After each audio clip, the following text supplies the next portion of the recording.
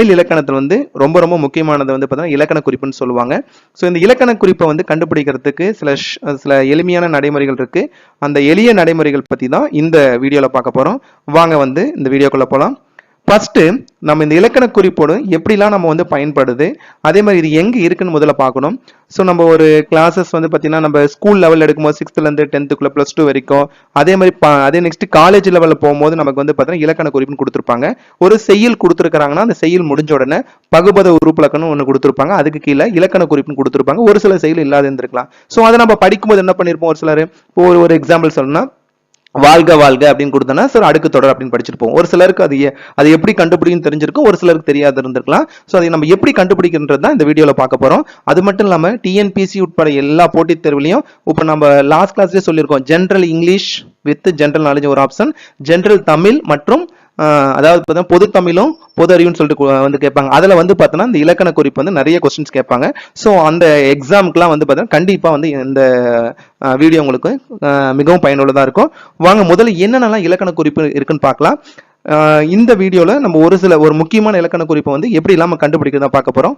First முதல்ல இலக்கண குறிப்பில் பார்க்க போகிறது பண்பு தொகை, அடுத்தது வினைத்தொகை, அடுத்தது பெயரெச்சம், அடுத்தது ஈறுகெட்ட எதிர்மறை பெயரெச்சம், அடுத்தது வினையச்சம், அடுத்தது வியங்கோல் வினைமுற்று, அடுத்தது உரிச்சொற்றொடர், அடுத்தது அடுக்குத்தொடர், அடுத்தது இரட்டை கிளவி, அடுத்தது வினையால் அணையும் பெயர், அடுத்தது தொழிற்பெயர், அடுத்தது எண்ணும்மை, அடுத்தது உம்மை தொகை, அடுத்தது ஓமை தொகை, அடுத்தது செய்யுளிசை அளபடை, அடுத்தது சொல்லிசை அளபடை, அடுத்தது இன்னிசை அளபடை, அடுத்தது ஒரு பொருட்பன்மொழி, அடுத்தது மருவு. ஸோ இது எல்லாம் தான் நம்ம பார்க்க போகிறோம். இதில் நம்ம எப்படி ஒவ்வொன்றும் கண்டுபிடிக்கிறதுக்கான எளிய நடைமுறை பற்றி தான் பார்க்க போகிறோம். ஸோ இந்த வீடியோக்குள்ளே போகிறதுக்கு முன்னால் நான் என்ன சொல்கிறேன்னா, இந்த இலக்கண குறிப்பை வந்து ரெண்டாக வந்து பார்த்தோன்னா ஜோடி சேர்த்து பார்த்தோன்னா தான் இதை வந்து அதோட வித்தியாசம் ஈஸியாக புரிஞ்சுக்க முடியும். ஃபர்ஸ்ட் நம்ம முதல்ல பார்க்க போகிறதுனா பண்பு தொகையும் வினைத்தொகையும். பண்பு தொகை வினைத்தொகை எப்படி ஞாபகத்தில் வச்சுக்கிறதுன்றதுல முதல்ல பண்பு தொகையை பற்றி பார்க்கலாம் வாங்க. பண்பு தொகை அப்படின்னா என்னன்னா, இப்ப கொடுக்கப்பட்ட சொற்களில் எந்த சொல்லை பிரிக்கும் பொழுது மை விகுதி வருகிறதோ அந்த சொல் பண்பு தொகை. சோ பண்பு தொகைன்னு சொல்லும் நிறம், வடிவம், அளவுன்ற ஒரு நமக்கு வந்து பாத்தீங்கன்னா ஒரு விளக்கம் கொடுத்திருப்பாங்க. நாம வந்து எக்ஸாமினேஷன் பாயிண்ட் ஆஃப் வியூல எளிய முறையில் எப்படி கண்டுபிடிக்கிறது மட்டும் தான் உங்களுக்கு கொடுத்திருக்கிறேன். சோ நம்ம எந்த சொல்லை பிரிக்கும் பொழுது மை வருதோ அந்த சொல் கண்டிப்பா நம்ம என்ன இருக்குன்னு அர்த்தம், நமக்கு பண்பு தொகை இருக்குன்னு அர்த்தம். இப்ப நம்ம உதாரணமா சான்றா சொல்லும் போதுன்னா மூதூர் அப்படின்னு சொல்லும்போது நம்ம எப்படி பிரிப்போம், முதுமை பிளஸ் அதாவது கூட்டல் ஊர்னு சொல்லுவோம், மை வந்திருக்கு.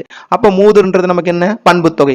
அடுத்தது பார்த்தீங்கன்னா செந்தமிழ், செந்தமிழ் சொல்லும் எப்படி பிரிப்போம், செம்மை கூட்டல் தமிழ் சொல்லுவோம், மை வந்திருக்கு. அப்ப செந்தமிழ் வந்து பண்பு தொகை. நெக்ஸ்ட் செவ்வேல், செவ்வேல் எப்படி பிரிக்கும், செம்மை பிளஸ் வேல்னு சொல்லும் போது கூட்டல் வேல்னு சொல்லும், மை வந்திருக்கு. கண்டிப்பா செவ்வேல்ன்றது பண்பு தொகை. மேலும் சில உதாரணங்களா சொல்லும் போது செந்தாமரை, வெண்குடை, செந்நிறம், நன்மொழி, செந்தி, இது எல்லாமே பார்த்தீங்கன்னா பண்பு தொகை வரக்கூடிய சில உதாரணங்கள். நீங்க பண்பு தொகையில என்ன ஞாபகத்தில் வச்சுக்கணும், மை விகுதி வந்திருக்கான்றது மட்டும் ஞாபகத்தில் வச்சுனா நம்ம எளிமையா வந்து பண்பு தொகை கண்டுபிடிச்சிடலாம். வாங்க அடுத்த பார்ட் போலாம். அடுத்த பகுதியில் நம்ம பார்க்க போறது பார்த்தீங்கன்னா வினைத்தொகை.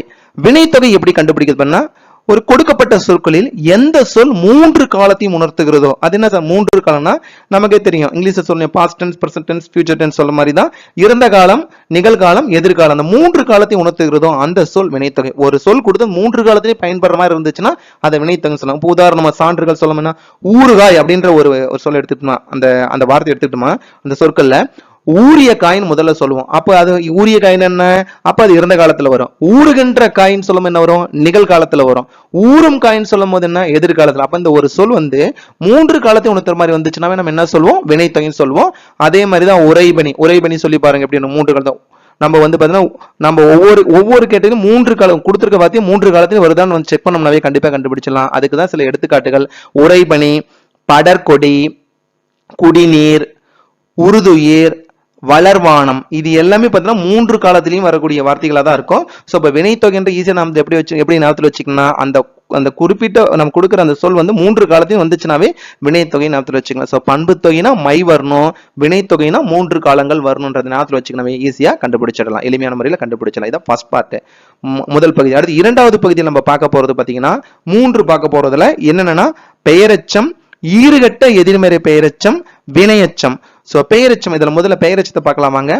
இப்ப முதல்ல பெயரெச்சம்னா என்ன சொல்லுவோம், கொடுக்கப்பட்ட சொற்களில் கடைசி சொல், அதாவது அந்த கடைசியா முடிகிற அந்த அந்த எழுத்து வந்து பார்த்தீங்கன்னா தா, அதாவது இத்து கூட்டல் ஆண் சொல்லலாம். தான் முடிஞ்சிருந்தாவே அச்சொல் வந்து பெயரெச்சம். அதாவது நம்ம ஒண்ணு எழுதினா ஆண் முடிஞ்சிருக்குன்னு சொல்லுவாங்க. அதாவது டைரக்டா கிடையாது, தான்றது எப்படி பிரிப்போம், இத்து கூட்டல் ஆண் சொல்ல அந்த ஆளை முடிஞ்சிருந்தாவே அதை வந்து பெயரெச்சம்னு சொல்லலாம். அது எடுத்துக்காட்டுகள் பார்த்தா உதாரணமா பார்த்தீங்கன்னா வாழ்ந்த தா அப்படின்னு இருக்கும், உயர்ந்த தா இருக்கும், படித்த தா இருக்கும், அதான் ஆ இருக்கும், சென்ற கண்ட அப்படின்றதுல பெயரெச்சம். அப்ப பெயரெச்சனாவே நம்ம என்ன ஞாபகத்தில் வச்சுக்கணும், ஆண் முடிஞ்சிருக்கான்னு பார்க்கணும். அதுதான் ஒரு எக்ஸாம்பிள். தான் சொல்லும்போது இத்து கூட்டல் ஆணும் போது பெயரெச்சம். இப்ப பெயரெச்சனாவே ஆ அப்படின்ற வார்த்தை நம்ம ஆன்ற எழுத்தை ஞாபகத்தில் வச்சுக்க போறோம். இதுதான் பெயரெச்சம். அடுத்த கேட்டகரி பார்க்கணும், அடுத்த வகைகள் பண்ண ஈறுகட்ட எதிர்மறை பெயரெச்சம். அது என்ன ஈறுகட்ட எதிர்மறை பெயரெச்சம்னா, அது என்ன கொடுக்கப்பட்ட சொற்களில் எந்த சொல் தா, அதாவது நீண்டு ஒலிக்கிற மாதிரி, இத்து குட்டல் ஆ நெடிலா தான்ற, அதாவது ஆ என்னும் சத்தம் ஒலித்தால் அச்சொல் ஈறுகட்ட எதிர்மறை. அதாவது தான் நெடியில வந்துச்சுனாவே அது வந்து ஈறுகட்ட எதிர்மறை பெயரெச்சம். இப்போ உதாரணம் இந்த சான்றுகள் தேரா அப்படின்னும் போது ரான்னு சொல்லும், என்ன ஈர்கூட்டல் ஆண்டு ரா, தேரா மன்னா. செல்லா காசு, இதுல என்ன இருக்கு, இல் கூட்டல் ஆ, அப்ப லா அப்படின்னும் போது அப்ப நம்ம ஈஸியான சான்றுகள்ல வந்து பார்த்தீங்கன்னா செல்லா காசுன்றது என்ன வரும், ஈறுகட்ட எதிர்மறை பெயரெச்சம். நெக்ஸ்ட் எய்தா பலி, தா இத்து கூட்டல் ஆனும தான். நெக்ஸ்ட் பொய்யா மொழி, நெக்ஸ்ட் பொய்யா யாவன ஈ கூட்டல் ஆ யான்னு சொல்லும் போது பொய்யா மொழின்றது ஈறுகட்ட எதிர்மறை பெயரெச்சம். நெக்ஸ்ட் வாடா மலர், டா அந்த டாவை எப்படி இட்டு கூட்டல் ஆன்னும் போது டான் வந்துடணும். அப்ப ஈறுகட்ட எதிர்மறை பெயரெச்சனாவே ஆன்ற நெடில் வந்துச்சுனாவே நம்ம வந்து ஈறுகட்ட எதிர்மறை பெயரெச்சம். அதாவது ஆ குறிலாம் வந்துச்சுன்னா நம்ம பெயரெச்சம் எடுக்கணும், அதுவே நெடிலா வந்து பார்த்தோன்னா நம்ம கொடுத்துருந்தாலே அதை வந்து ஈறுகட்ட எதிர்மறை பெயரெச்சமா எடுத்துக்கலாம். நெக்ஸ்ட் அடுத்த பகுதியில் நம்ம பார்க்க போறது பாத்தீங்கன்னா வினையச்சம். வினையச்சத்தை எப்படி கண்டுபிடிக்கிறதுனா, கொடுக்கப்பட்ட சொற்களில் எந்த சொல் தூ, அதாவது இத்து கூட்டல் ஊ, அத தூ மற்றும் டி, அதாவது ஈன்னு சொல்லுவோம், இட்டு கூட்டல் ஈ, அதாவது ஊ அல்லது ஈ என்னும் சத்தம் ஒலித்தால் அச்சொல் பெயரை சொல்லுவோம். இப்ப ஷார்ட்கட்டா ஞாபகத்துல எப்படின்னா, இப்ப ஆண் முடிஞ்சிச்சுன்னா அது பெயரெச்சம், ஆண் முடிஞ்சா அதை வந்து வினையச்சம் எடுத்துக்கிறோம். சாரி, நம்ம கம்பேர் ஈறுகட்ட எதிர்மறை பெயரெச்சம் எடுத்து போறோம். வினையச்சம் சொல்லும் போது கண்டிப்பா நம்ம என்ன ஞாபகம், தூ, அதாவது ஊவும் ஈ வந்துச்சுனாவே அதை வந்து வினையச்சம். இப்போ நம்ம சான்றுகள் உதாரணம் எடுக்கும்போது பாத்தீங்கன்னா வாழ்ந்து அப்படின்னும் போது ஊ வருது, அப்ப வந்து வாழ்ந்துன்னு வரும்போது நம்ம என்ன வரும், வினையச்சம். நெக்ஸ்ட் அடுத்தது பாருங்க, உயர்ந்துன்னு சொல்லும் போதும் வினையச்சம் தான், ஊ வருது. அதே அடுத்த சான்றுனா ஓடி, அதாவது ஈ வருது பாருங்க, ஈ வந்துச்சுன்னா என்ன சொல்லணும், வினையச்சம் தான். பாடி, அதுலயும் டி வரும் ஈ வரும், அப்ப வினையச்சனாவே நம்ம என்ன, அதாவது ஊ மற்றும் ஈன்று வந்துச்சுனாவே வினையச்சம். சோ அப்ப இந்த பகுதியில் எத்தனை பார்த்திருக்கோம், 3 பகுதியில் பார்த்திருக்கோம். என்னென்ன பார்த்திருக்கோம், ஃபர்ஸ்ட் வந்து பாத்தீங்கன்னா பெயரச்சனை என்னன்னா ஆ ஞாபகத்தில் வச்சுக்கிறோம். ஈறுகட்ட எதிர்மறை பெயரச்சனது ஆ. அடுக்கு தொடர்ன்றது என்னன்னா ரொம்ப எளிமையா கண்டுபிடிச்சிக்கலாம், நான் எல்லா வகுப்புலையும் கொடுத்துருப்பாங்க. அதாவது 2, 3, 4 முறை ஒரு சொல் அடுக்கி வந்தாலே அது அடுக்குத்தொடர் சொல்லுவோம். அதே வந்து கொடுக்கப்பட்ட சொற்களில் எந்த சொல் தொடர்ந்து 2 முறை வந்து அச்சொற்களை தனித்தனியா பிரித்தாலும் பொருள் தரும் சொல், அதாவது 2, 3, 4 முறை அடுக்கி வரும், 2 முறை வருதுன்னு வச்சுக்கோ, அந்த சொல்லை பிரிக்கும் போது அந்த பிரிக்கிற சொல்லுக்கும் ஒரு அர்த்தம் இருக்கும், ஒரு பொருள் இருந்துச்சுன்னா அது வந்து அடுக்குத்தொடர். இப்போ உதாரணமா சான்றா எடுக்கும் போது வருகன்னு சொல்றான், அப்போ ஒரே சொல் மீண்டும் வந்திருக்கும், அப்போ வருகன்றதுக்கு ஒரு அர்த்தம் இருக்கு, அதனால இது வந்து அடுக்குத்தொடர். அடுத்த சான்று பாருங்க, வாழ்க, உயர்க, வண்ண, பெருக, கற்க, இது எல்லாமே வந்து நம்ம சொல்லும் போது அடுக்கு தொடர் வந்து ஒரே சொல் வந்து மீண்டும் 2 முறை 4 முறை அடிக்க வந்துச்சுனாவே வந்து அடுக்கு தொடர். மேக்ஸிமம் 2 முறையில எடுத்து அதை தனியா பிரிக்கும் போது வந்து பிரித்து வர சொற்களுக்கு அர்த்தம் இருந்துச்சுன்னா அது வந்து அடுக்கு தொடர். இதுவே அடுக்கு தொடருக்கு வந்து நம்ம வந்து எப்படிலாம் கம்பேர் பண்ணலாம், இந்த வார்த்தைகள் ஞாபகத்தில் வச்சுக்கணும். விரைவு, வெகுளி, மகிழ்ச்சி, அச்சம், அவலம், உவகை, தெளிவு, இதெல்லாம் குறிப்பிட்டு தான் இந்த வார்த்தைகள்லாம் கொடுப்பாங்க. ஸோ நம்ம இது வந்து இதோட வந்து பார்த்தீங்கன்னா ஆக்சுவல் மீனிங் நாம கம்பேர் பண்ணுறதுனா வரணும், ஒரு வார்த்தையை ரிப்பீட் ஆகி வந்துச்சுன்னா கண்டிப்பாக அது வந்து அடுக்கு தொடர்னா அந்த பிரிச்சா அந்த வார்த்தைக்கு என்ன இருக்கு, நமக்கு வந்து கண்டிப்பாக பொருள் இருக்கும். இதுலேயே அடுத்த பகுதி பார்க்கணும், இரட்டை கிளவின்றது என்னன்னா, அதே மாதிரி கொடுக்கப்பட்ட சொற்களில் எந்த சொல் தொடர்ந்து 2 முறை வந்து அதாவது அடுக்கி வந்து அச்சொற்களை தனித்தனியாக பிரித்தால் பொருள் தராத சொல் தான். அதே மாதிரிதான் 2 முறை வரும். ஆனா அந்த 2 முறை வந்த சொல்ல தனித்தனியா பிரிச்ச ஒரு சொல்லு கண்டிப்பா என்ன இருக்காது, பொருள் இருக்காது. பொருள் இல்லாத சொல்லு தான் நம்ம என்ன சொல்லுவோம், இரட்டை கிளவி. அடுக்குத்தொடர் இரட்டை கிளவி மாத்தி போட்டுறாதீங்க. அடுக்குத்தொடர்ன்றது அந்த அவங்க கொடுத்திருக்கிற 2 சொற்களை பிரிக்கும் போது கண்டிப்பா வந்து ஒண்ணுக்கு வந்து 2க்குமே அர்த்தம் இருக்கும். ஆனா இரட்டை கிளவி பிரிச்சா அதுக்கு வந்து என்ன பொருள் தராது. இப்போ உதாரணமா பாத்தீங்கன்னா சல சல எந்த பொருளுமே கிடையாது. மட தனித்தனியா பிரிச்சுன்னா அதுக்கு அர்த்தமே கிடையாது. நெக்ஸ்ட் கலகல சர இது எல்லாமே வந்து பாத்தீங்கன்னா இரட்டை கிளவியில வரக்கூடிய சொற்கள் தான். இதுலயே நம்ம இது எப்படி சொல்லணும்னு ஞாபகத்துல வச்சுன்னா இந்த இசை, அதாவது இரட்டை கிளவின்ற இசை, பண்பு, குறிப்பு பற்றிய அடிச்சொல் இரட்டித்து வரும். அதாவது 2 3 4 அடித்து தான் வரும். அதாவது இரட்டித்து தான் வரும். அதெல்லாம் நம்ம வந்து ஒப்பிடும் போது அடுக்கு தொடர்னா கண்டிப்பா பிரிக்கும் போது பொருள் தரும். இரட்டை கிளவி வந்து பிரிக்கும் போது பொருள் தராத சொல் தான் இந்த இரட்டை கிளவின்றது. உங்களுக்கு புரிஞ்சிருக்குன்னு நினைக்கிறேன். அடுத்த பகுதி நம்ம பார்க்க போறது பாத்தீங்கன்னா வீங்கோல் வினைமுற்றும் உரிச்சொற்றொடரும். சோ வீங்கோல் வினைமுற்றுன்றது என்னன்னு பாத்தீங்கன்னா இந்த ஸ்லைட்ல பார்க்க போறது, கொடுக்கப்பட்ட சொற்களில் எந்த சொல் கா என முடிந்தால் அச்சொல் வியங்கோல் வினைமுற்று. அதாவது கா, யா, இயர் இந்த 3 வார்த்தை வந்து இருந்துச்சுனாவே அது வந்து வீங்கோல் வினைமுற்றுன்னு சொல்லுவோம். இப்போ நம்ம உதாரணமா சொல்லும் போது வாழ்கன்னு வந்தா அது வந்து அடுக்கு தொடர். ஆனா வாழ்கன்னு மட்டும் கொடுத்தோம்னாவே நம்ம என்ன வரும், வியங்கோல் வினைமுற்று. உயர்க, கற்க, ஃபர்ஸ்ட் கற்கனா அது என்ன நமக்கு அடுக்கு தொடராயிரும். கற்கன் மட்டும் கொடுத்தா ஒரே ஒரு சொல்ல கொடுத்தா வாலியர் இதுல யா வந்திருக்கும், இது இயர் வந்திருக்கும். அப்போ வந்து வீங்கோல் வினைமுற்றம் என்ன நம்ம வச்சுக்கணும், கா, யா, இயர். கான்றன்னு வந்துச்சுனாவே நம்ம வந்து வீங்கோல் வினைமுற்றா கண்டிப்பா நம்ம போட்டுடலாம். அடுத்தது வந்து பாத்தீங்கன்னா நம்ம ஒப்பிடுறது வந்து பாத்தீங்கன்னா உரிச்சொற்றொடர்ன்றனா இது ரொம்ப ஈஸி தான். உரிச்சொற்றொடர் எப்படி நம்ம கண்டுபிடிச்சுக்கணும்னா கொடுக்கப்பட்ட சொற்களில் எந்த சொல் இது நிறைய குறிப்புகள் இருக்கு. முதல்ல மா என முடிஞ்சவே சொல் உரிச்சொற்றன்னு சொல்லுவோம். எப்படி உரிச்சொற்றர், இப்போ மாமரம், மாநகரம், அப்போ மான் ஆரம்பிச்சிருக்கு. மான் வந்து பார்த்தீங்கன்னா முடியறதுல மான் ஆரம்பிச்சாவே அதை நம்ம என்ன சொல்லுவோம், கண்டிப்பா உரிச்சொற்றன்னு சொல்லுவோம். இது மட்டும் இல்லாத வேறு சில எடுத்துக்காட்டுகள் இருக்கு, வேறு சில குறிப்புகள் இருக்கு. என்னன்னா இந்த வார்த்தையெல்லாம் எங்கெல்லாம் வருதோ அது ஃபுல்லா உரிச்சொற்றர். இது படிச்சீங்கன்னா தான் நம்ம கண்டிப்பா கண்டுபிடிக்க முடியும். ஃபர்ஸ்ட் மான் ஞாபகத்துல வச்சுங்க, மான் ஆரம்பிச்சாவே அது வந்து உரிச்சொற்றர். நெக்ஸ்ட் பார்த்தா சால, உரு, நனி, தவ, களி, கூர், கடி, தட, இது இந்த வார்த்தைகள் எங்கெல்லாம் வந்திருக்கோ அந்த சொல்லுல என்ன இருக்கிறதுன்னு உரிச்சொற்றர் இருக்கும். பொதுவாகவே மான் ஆரம்பிச்சாவே நம்ம உரிச்சொற்றர் கொண்டு வந்துருவோம். சில எக்ஸாம்பிள் மேலும் சில எடுத்துக்காட்டு பாருங்க.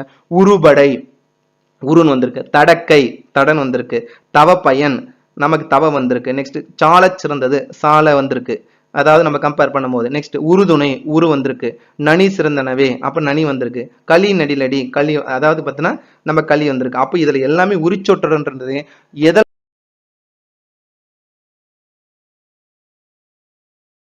பாத்தீங்கன்னா கொடுக்கப்பட்ட சொற்களில் தல், அல், கை என முடியும் சொற்கள் தான் தொழிற்பெயர். தல், அல், கைன்னு வரும். அதாவது தல்லுன்ற வார்த்தையில் முடியும், தல்லுன்ற அந்த இன்ட்ல நம்ம கொடுத்துருப்பாங்க, அல் அல்லது கைன்னு வரும். இப்போ சான்று உதாரணம் பார்க்கும்போது வாழ்தல், அப்ப தல் வருது. உயர்தல், படித்தல், கற்றல், நல்லா பாருங்க கற்றல், வாழ்க்கை, இதுல இந்த எல்லா உதாரணத்தையும் என்னதுன்னா தல், அல், கை அப்படின்ற முடிந்திருக்கனால இதுல என்ன இருக்குன்னு நமக்கு வந்து தொழிற்பெயர் இருக்கு. அடுத்தது நம்ம பார்க்க போறது பாத்தீங்கன்னா வினையால் அணையும் பெயர். வினையால் அணையும் பெயர்ன்றது என்னன்னு பாத்தீங்கன்னா அதே கொடுக்கப்பட்ட சொற்களில் எந்த சொல் அதாவது அவர், அதான் அருண் முடிஞ்சிருக்கும், அன், அவன், அதாவது எளிமையா ஞாபகத்துல வச்சுக்கன்னா அன்னு முடிஞ்சிருந்தாவே அச்சொல் வினையால் அணு பெயர். எப்படி வாழ்வார் அப்ப அருண் முடிஞ்சிருக்கு, உயர்வார் அருண் முடிஞ்சிருக்கு, கண்டவர் அருண் முடிஞ்சிருக்கு அதான் அவர், படித்தவன் அன் அதான் அவன் முடிஞ்சிருக்கு. சோ இந்த அன் அப்படின்னு முடிஞ்சாவே வினையால் அணையும் பெயர் சொல்லுவோம். சோ தொழிற்பெயருக்கும் வினையால் அணையும் பெயருக்கு என்ன வித்தியாசம்னா தொழிற்பெயர் தள்ளல் கை ஞாபகத்துல வச்சுங்க, வினையால் அணையும் பெயர் வந்து அவன் அன் அப்படின்னு ஞாபகத்துல வச்சுங்கன்னா வினையாளன் பெயர் ரொம்ப எளிமையா இருக்கும். சோ இதுதான் தொழிற்பெயரும் வினையால் அணையும் பெயரும். அடுத்த பகுதி நம்ம பார்க்க போறோம், ரொம்ப ரொம்ப எளிமையானது, எளிமையா கண்டுபிடிச்சுக்கலாம். எண்ணும்மை, உம்மை தொகை, ஓமை தொகை. எண்ணும்மை அப்படின்னா என்னன்னு சொல்லுவோம்னா கொடுக்கப்பட்ட சொற்களில் எந்த சொல்லி என்னும் விகுதி வெளிப்படையாக வருமானால் அது எண்ணுமை. அதாவது என்ற வார்த்தை வந்து பார்த்தா வெளிப்படையா வந்திருக்கும். இப்போ வந்து சான்று உதாரணம் சொல்லும் போது பார்த்தீங்கன்னா நீயும் நானும், அப்போ முடிகிற அந்த விகுதி வந்து பார்த்தீங்கன்னா வெளிப்படையா இருக்கு. அடுத்தது பாருங்க அல்லும் பகலும் உம்முன்னு இருக்கு, நகமும் சதையும் உம்முன்ற விகுதி இருக்கு. நெக்ஸ்ட் தாயும் சேயும் இதுலயும் இருக்கு, அவனும் இவனும் இதுலயும் இருக்கு. அப்போ வெளிப்படையா வந்துச்சுன்னா அது பேரு எண்ணுமை. இதுல நாம குறிப்பிட்டு நாத்துனா வந்திருக்கா அப்போ வந்து எண்ணுமை ஞாபகத்துல வச்சுக்கலாம். அடுத்த பார்ட் இதுல வந்து அடுத்த பகுதி வந்து உம்மை தொகை. உம்மை தொகைனா என்னன்னா அதே கொடுக்கப்பட்ட சொற்களில் என்னும் சொல் வெளிப்படையாக தெரியாமல் மறைந்து வந்தால் அது உம்மை தொகை. அதாவது மறைஞ்சு வந்திருக்கும், எப்படி இப்போ போன எடுத்துக்காட்டுக்கும் போன உதாரணம் இதையும் ஒப்பிட்டு பாருங்க. இப்ப அவன் இவன், அவனும் இவனும் சொல்லும் போது உம்முன்னு எண்ணுமை, அவன் இவன் வந்துச்சுன்னா அது வந்து உண்மை தொகை. அதே மாதிரி இரவும் பகலும்னா அது வந்து எண்ணுமை, இரவு பகல் சொல்லும் உண்மை தொகை. நெக்ஸ்ட் தாயும் சேயும் சொல்லும் போது எண்ணுமை, தாய் சேயும் சொல்லும் உண்மை தொகை. நெக்ஸ்ட் நீ நான், நீயும் நானுன்னா அது எண்ணுமை, நீ நான் சொல்லும் உண்மை தொகை. நகமும் சதையும் சொல்லும் போது எண்ணுமை, நகம் சதையும் சொல்லும் போது உண்மை தொகை. அப்ப இது வந்து வந்து அதாவது மறைந்திருக்கும், எண்ணுமையில வந்து எப்படி இருக்கு நமக்கு வெளிப்படையா இருக்குதுன்னா அது வந்து எண்ணுமை மறைந்திருந்தால் உண்மை தொகை. நெக்ஸ்ட் இதுல வந்து ஊமை தொகை. ஊமை தொகைன்றது ஒன்று இல்ல, கொடுக்கப்பட்ட சொற்களில் இந்த ஊம உறுப்புகள் கண்டிப்பா போல, புறைய, மான, கடுப்ப, அன்ன, இன்ன, என்ன, நேர, நிகர, நிறைய இருக்கு, ஒப்பொருள் நிறைய சொல்லுவாங்க. ஸோ இந்த வார்த்தைகளை வந்து எங்கெங்கெல்லாம் வருதோ அது ஃபுல்லா ஊமை தொகைன்னு சொல்லுவாங்க. இப்போ கொடுக்கப்பட்ட சொற்களில் இந்த ஊம உறுப்புகள்லாம் இடம்பெற்றிருந்தாவே அந்த அந்த சொல் வந்து என்ன இருக்குன்னா ஊமை தொகை. இப்போ எடுத்துக்காட்ட மலர் அடி அப்படின்னு கொடுத்துருக்கான்னு வைங்க. இந்த சொல்ல கம்பேர் பண்ணது மலர் போன்ற அடி, அதாவது போலன்ற ஒரு வார்த்தை மறைமுகமா இருக்குதுன்னா இப்போ மலர் அடின்ட்டு என்ன சொல்லுவோம், ஊமை தொகை. அதே மாதிரி மேலும் சில எடுத்துக்காட்டுல பாருங்க, மலர்விழி, தாய்மொழி, கயல்மொழி, கயல்வெளி, அன்னை தமிழ், இது எல்லாமே நம்ம ஒப்பிடும் போது எதில் இருக்குன்னா அந்த போல அப்படின்ற ஒரு. ஸோ அடுத்த பகுதியில் நம்ம பார்க்க போறது பார்த்தீங்கன்னா 3 முக்கியமான பகுதி. அளபடை. அளபடை அப்படின்னா என்னன்னா நீண்டு ஒலிக்கிறதுக்கு பேர் தான் அளபடைன்னு சொல்லுவோம்.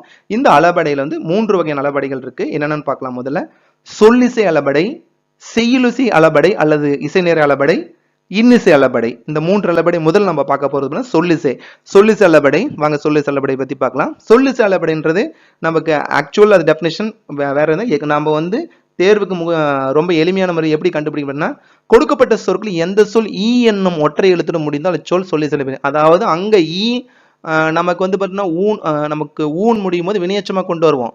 இந்த ஈன்னு சொல்லும் போது நம்ம கொஞ்சம் வேறுபாடுகள் படுத்தி பார்க்கும்போது டைரக்டாவே வந்திருக்கும் இதுல. இப்போ அதோட உதாரணங்கள் பாரு, சான்றுல தளி ஈயா அப்படின்னு சொல்லும் போது ஈ டைரக்டாவே இருக்கும். அசை ஈ, கேலி ஈ, இந்த உதாரணங்கள்லாம் பாருங்க. உரணசை, வரணசை, இந்த ஈன்னு வரும்போது கண்டிப்பா அதுல என்ன அளபடை இருக்கு, சொல்லிசை அளபடைன்னு இருக்குன்னு நம்ம எளிமையான முறையில் கண்டுபிடிச்சிக்கலாம். போட்டு ரெண்டையும் போட்டு கன்ஃபியூஸ் பண்ணிக்காதீங்க. அந்த ஈன்றது ஈ தூ சொல்லும் வினையச்சம் வந்து இன்டைரக்டா இருக்கும்.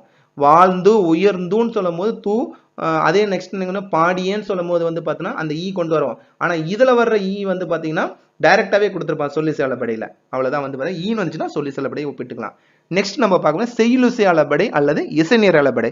செய்யுளிசை அளபடைன்னு எப்படி சார் ஞாபகத்தில் வச்சுக்கிறதுனா கொடுக்கப்பட்ட சொற்கள் எந்த சொல் ஆ என்னும் ஒற்றை எழுத்துல முடிந்தால், அதாவது இதுல வந்து வர்ற ஆவும், அதையும் கன்ஃபியூஸ் பண்ணிக்காதீங்க. பெயரச்சத்துல வர்ற ஆ வந்து இன்டைரக்டா இருக்கும். வாழ்ந்த உயர்ந்தன, இதுல வந்து பாருங்க உலா, அதுல ஆக்சுவலா இது வந்து நெட்டுக்கள் நெட்டெழுத்துக்கள் வந்து அளபெடுத்து சொல்லுதான். இதுல வந்து பார்த்தீங்கன்னா நீண்டு ஒழிக்கும் செய்யுளிசை அளபடை. எப்படி உலாது, கவா அன், சிரா அர், அதாவது உரா அர் சொன்னா படா அர் சொன்னா ஓதல் வேண்டும். இது எல்லாமே பாத்தீங்கன்னா அந்த ஆ அப்படின்ற மாதிரி நம்ம நெட்டெழுத்துக்கு வந்து அளபெடுத்து ஒழிக்கிறது வந்து அந்த ஆன்றதை நம்ம ஞாபகத்தில் வச்சு கண்டுபிடிச்சிக்கலாம். செய்யுளிசை அளபடைன்னு இருக்கு. ஸோ நெக்ஸ்ட் அடுத்த பகுதி பார்க்க போறது இன்னிசை அளபடை. இன்னிசை அளபடை என்று நம்ம என்ன சொல்லுவோம்னா கொடுக்கப்பட்ட சொல் எந்த சொல் என்னும் சொல்ல முடிந்தால் சொல் இன்னிசை அளபடை. எப்படி நம்ம இதுலயே வந்து பார்த்தீங்கன்னா இது நம்ம டெஃபினிஷனா கொடுக்கும்போது செய்யுளில் ஓசை குறியாத இடத்தும் குறில் நெடிலாகி ஒழிக்கிறது தான் வந்து பார்த்தீங்கன்னா இன்னிசை அளபடின்னு சொல்லுவோம். ஸோ நாம இந்த டெஃபினிஷன் வச்சுட்டோம்னா நம்ம ஷார்ட்கட் சொல்லுவோம் உம்முன்னு நேரத்தில் வச்சு நம்ம கண்டுபிடிச்சிக்கலாம். அந்த வந்து வேற, அதாவது வந்து நீயும் நானும் வரும்போது வந்து பாத்தீங்கன்னா எண்ணுமையாகணும், நீ நான் சொல்லும் போது நம்ம நெக்ஸ்ட் கம்பேர் பண்ணி உண்மை தொகை தான். இதுல வர்ற பாத்தீங்கன்னா இந்த உதாரணங்களை பாருங்க, எடுப்பது கொடுப்பது உள்ளது அதாவது உம்ன்ற வார்த்தை வந்து அதுலயே அப்படியே டைரக்டா இடம்பெற்றிருந்தனா அது வந்து இன்னிசை அளபடின்னு சொல்லுவோம். ஸோ இந்த 3 அளபடியும் ஈஸியா ஞாபகம் வச்சுன்னா சொல்லிசையா, அப்ப ஈன்ற எழுத்து ஞாபகம் வச்சு, ஈன்ற எழுத்து ஒற்றை எழுத்து ஞாபகம் வச்சுங்க. செய்யுளிசையா அதாவது அந்த உலா ஆன்ற மாதிரி செய்யுளிசை. இன்னிசையா நம்ம இன்னிசை என்ன சொல்றோம்னா உம்ன்றது வர்றது வந்து இன்னிசை வச்சுக்கலாம். அடுத்த பகுதியில் நம்ம பார்க்க போறது பாத்தீங்கன்னா கடைசி பகுதி ஒரு பொருட்பன்மொழி மற்றும் மருவு. முதல்ல இந்த பகுதியில ஒரு பொருட்பன்மொழியும் மருவு பத்தி பார்க்க போறோம். ஃபர்ஸ்ட் மருவு பத்தி பார்க்கணும்னா மருவு அப்படின்றது என்னன்னா வழக்கமா தான் எப்பவுமே நல்ல விஷயம் நிறைய இருந்திருக்கும். அதை காலப்போக்கில் வந்து பார்த்தீங்கன்னா கொஞ்சம் கொஞ்சமா அப்படியே மாத்தி நமக்கு தகுந்த மாதிரி பயன்படுத்திட்டு வருவாங்களே தான் மருவுன்னு சொல்லலாம். இது இலக்கண முறை சொன்னா தொன்று தொட்டு இலக்கண முறைப்படி வழங்கி வரும் சொல் கால மாற்றத்தினால் எழுத்துக்களோ ஒளியோ சிதைவுற்று வருவது தான். அது நமக்கு தகுந்த மாதிரி மாத்திக்கிறாங்க, அதுதான் இந்த மருவுன்னு சொல்லலாம். இப்போ உதாரணமா சொல்லுவேன், தஞ்சாவூர் அப்படி என்பது தஞ்சை அப்படின்னு வந்து மாத்தணும், மாறிடுச்சு, அதுதான் வந்து மருவுன்னு சொல்றது. அதே மாதிரி புதுச்சேரி என்பது புதுவைன்னு மாறிடுச்சு. இந்த வார்த்தைகளாவது நம்மளோட ஒவ்வொரு நாள் பயன்படுத்தணும். அது கீழே கொடுத்து வந்து எடுத்துக்காட்டுல பாருங்க, நுந்தை, எந்தை இதெல்லாம் இந்த வார்த்தையில இருந்தது. ஆனா நுந்தைன்றது வந்து காலப்போக்கில் நும் தந்தை என்பதன் மருவுதான் நுந்தை.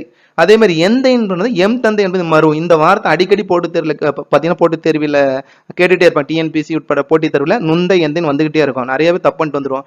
இனியாவது ஞாபகத்தில் வச்சுக்க, நுந்தை எந்தைன்றது மருவில் வரக்கூடியது. அந்த எழுத்துக்களோ ஒளிய சிதைவுற்று வருவது தான் மருவுன்றது தான் இந்த பகுதியில் வர இலக்கண குறிப்பு. கடைசி ஒவ்வொரு பகுதிக்குமே வந்து பார்த்தீங்கன்னா இந்த ஷார்ட்கட்டை ஞாபகத்தில் வச்சுங்க. அடுத்து ஃபைனலாக பார்க்க போற இறுதியாக கொடுத்தா ஒரு பொருட்பன்மொழி. ஒரு பொருட்பன்மொழினா என்னன்னு பார்த்தீங்கன்னா ஒரு பொருளை தரும் பல சொற்கள். அதாவது ஒரே பொருளை தான் தரும், ஆனால் பல சொற்கள் இடம்பெற்றிருக்கும். இப்போ உதாரணமா பார்க்கும்போது இப்போ மீமிசை ஞாயிறு, ஓங்கி உயர்ந்த மரம், குளிந்து ஆழ்ந்த கண் அப்படின்னு கொடுத்துருப்பாங்க. இப்போ நம்ம மீமிசை ஞாயிறும் ஓங்கி உயர்ந்த மரத்தையும் பாருங்க. இவற்றில் மீ மிசை ஆகிய இரு சொற்களும் மேல் என்னும் ஒரே பொருளை உணர்த்தணும். மீக்கும் மிசைக்கும் நம்ம என்ன ஒரே பார்த்தோன்னா இரு சொற்கள் பொருள் வந்து மேல் என்ற ஒரே பொருளையும் ஓங்கி உயர்ந்த என்மை இரண்டும் உயரமான ஒரே பொருளை தருவதனால இது ஒரு பொருட்பன்மொழி தான். இப்ப மீமிசை ஆகிய ஓங்கி உயர்ந்த மரம், குளிர்ந்தாழ்ந்து, நடுமையம் இதெல்லாம் சொல்லும் போது நம்ம என்ன சொல்லணும்னா நாம வந்து ஒரு பொருட்பன்மொழியை நம்ம ஈஸியா வந்து கண்டுபிடிச்சிக்கலாம். நமக்கு போட்டித் தேர்வில் அடிக்கடி கேட்பாங்க மீமிசை ஞாயிறு இலக்கண குறிப்பு தருங்க வந்து அது நம்ம என்ன சொல்லுவோம் ஒரு பொருட்பன்மொழி. அப்போ ஒரு பொருட்பன்மொழினா ஒரே பொருளை தரும் பல சொற்கள் இடம்பெற்றிருந்தா அது வந்து ஒரு பொருட்பன்மொழி சொல்லுவாங்க. ஸோ இதை விட நிறைய இலக்கண குறிப்பு நிறைய இருக்கு. ஸோ இதெல்லாம் வந்து நமக்கு போட்டித் தேர்வுக்கும் நம்ம பள்ளி அளவிலும் கல்லூரி அளவிலும் ரொம்ப முக்கியமா தேவைப்படக்கூடிய ஒன்றா இருக்கிறதுனால இதுக்கான குறிப்புகள் கொடுத்துருக்கேன். ஸோ இதை ஃபுல்லாக தொகுத்து சொல்லிடலாம் வாங்க.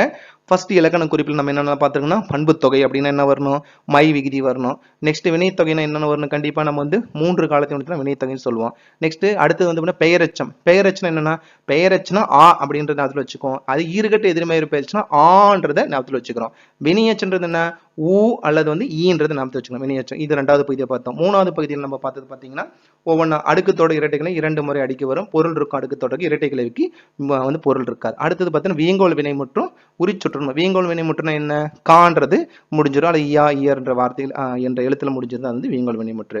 உரிச்சொற்று என்ன சால உரு நனி தவ களி கூர் கடி மான்றது இண்டிகேட் பண்ணி சொல்லுவோம் உரிச்சொற்ற. நெக்ஸ்ட் என்ன பார்த்தோம்னா வினியால் அணையும் பெயரும் தொழில் பெயரும். வினியால் அணையும் பெயர்னா நம்ம என்ன சொல்லலாம் அர் அவர் அன் அவன்ற அந்த வார்த்தையில் முடிஞ்சிருக்கும்.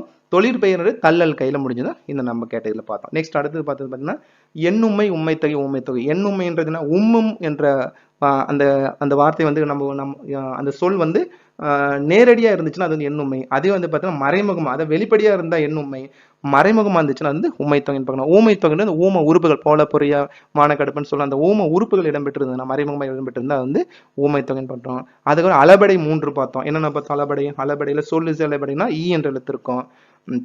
செய்யுளிசை அல்லது இசை நேர அளபடி என்ன சொல்லுவோம் அத அந்த உலா அது கவான்னு சொல்லும் போது. நெக்ஸ்ட் இன்னிசை அளபடின்றது உம்ன்றதை ஒப்பிட்டு நம்ம கண்டுபிடிச்சோம். இறுதியா பார்த்து மருவுன்றது இலக்கண முறைப்படி வழங்கி வந்த சொற்கள் காலத்தினால வந்து சிதைந்து நம்மளோட டே டு டே லைஃப் உடைய சிதைவுற்று பயன்பட்டு கொண்டு தான் மருவுன்னு சொல்லுவோம்.